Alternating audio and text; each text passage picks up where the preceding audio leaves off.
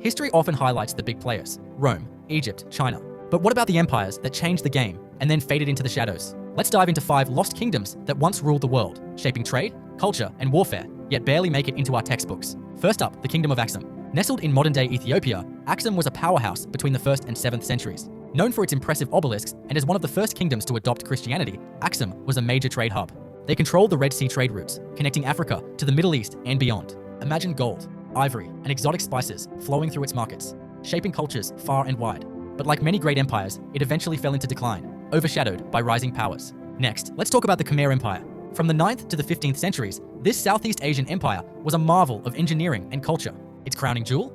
Angkor Wat, a temple complex so grand it's one of the largest religious monuments in the world. The Khmer mastered irrigation systems that transformed agriculture, allowing them to thrive. They connected trade routes across Asia, spreading culture and wealth. But as the climate changed and trade shifted, the mighty Khmer slowly faded from memory. Now, onto the Hittite Empire, an ancient power in Anatolia, modern-day Turkey. Flourishing from the 17th to the 11th centuries BC, the Hittites were fierce warriors, known for their chariots and military strategy. They created one of the earliest known legal codes and were key players in the politics of the ancient Near East. But as rival kingdoms rose, the Hittites vanished, leaving behind only cuneiform tablets and a hint of their once great legacy. Next, we have the Srivijaya Empire, dominating trade in Southeast Asia from the 7th to the 13th centuries. They controlled the Strait of Malacca, a crucial trade route for spices and goods. This maritime kingdom was a melting pot of cultures, influencing everything from religion to art. But as trade routes changed and rival powers emerged, Srivijaya slipped into obscurity, its riches forgotten. Finally, let's not forget the Kingdom of Mali. At its peak in the 14th century, it was one of the richest empires in history,